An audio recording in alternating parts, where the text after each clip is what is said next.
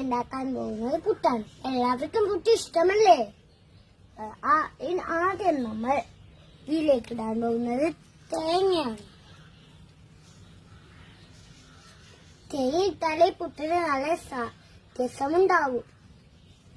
പിന്നെ നമ്മൾ ആ തേങ്ങയുടെ മുകളിൽ ആ കുഴച്ച അരിപ്പൊടി ഇടുക. നിറച്ചും ഇടണം, എന്നാലേ നമ്മളുടെ വയറ് നിറയുള്ളൂ.